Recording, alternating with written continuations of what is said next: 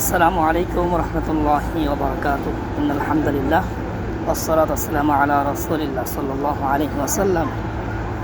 আলহামদুলিল্লাহ, গভীর রজনীতে মাত্র আসলাম পবিত্র কাবার নিকটে। রুমে ঘুমিয়েছিলাম, সময় ক্লান্ত ছিল। আজকে মক্কাতে প্রচুর পরিমাণ জোড়া হওয়া বয়ে গিয়েছে। তো যাই হোক, কিছুক্ষণ পূর্বে মোবাইলে ফোন আসে। আলহামদুলিল্লাহ, ফোনটা এমন যে আমার নিজ গ্রামের এবং আমার খুব নিকটতম আত্মীয় কয়েকজন উমরা করতে আসতেছেন, জেদ্দা থেকে তারা আসতেছেন। আলহামদুলিল্লাহ, জেদ্দা বিমানবন্দরে তারা ল্যান্ড করছে এবং কয়েকজন আমার খুব কাছে মানুষ যারা সৌদি আরবে মদিনাতে থাকেন, তেনারা আসছেন, আমাকে নক দিচ্ছেন।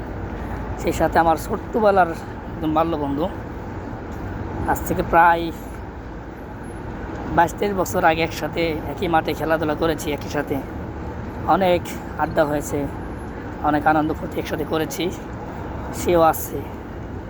তো চিনতে পারেনি, মাঝখানে অনেক বছর যোগাযোগ ছিল না।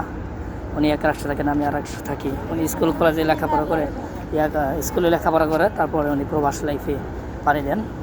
সেখানে আলহামদুলিল্লাহ লেখাপড়ার পর্ব শেষ করে চাকরি বাকরি। তো এখন দীর্ঘ বছর পর আজকেই মনে হয় ফোনে এই কথা হলো, ও সেও আসছে। তো সব মিলিয়ে একটা ভালো লাগতেছে যে কাবার মেহমান, বাইতুল্লাহর মেহমান, আর আমি আলহামদুলিল্লাহ পাশেই থাকি। সেই সুবাদে তাদের খোঁজখবর নেওয়া, দেখা সাক্ষাৎ করার দায়িত্ব। নিজ গ্রামের সম্মানিত কিছু ভাই বেরাদার এবং খুব কাছের কিছু আত্মীয় স্বজন উমরা করতে আসছেন, তাদেরকে ইস্তেকবাল জানানোর জন্যই এত রাতে চলে আসছে। আলহামদুলিল্লাহ, একসাথেই বেড়ে ওঠা বন্ধুবান্ধব তারাও আসছে, দেখা হবে। আল্লাহ যেন এই আশাটাকে ইবাদত সে কবুল করে নেন। কাবাতে তাহাজ্জুদ পড়ব, দোয়া করব, নামাজ পড়বো ইনশাআল্লাহ তাআলা। আল্লাহ পাক যেন সকল পরেশান দূর করে দেন, সকল ভালো মুসিবত থেকে হেফাজত করেন, আমিন।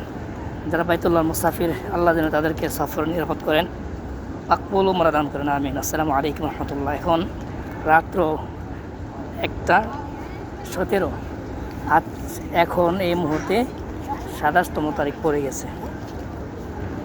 সুবহানাল্লাহি ওয়া বিহামদিহি সুবহানাল্লাহিল আযীম।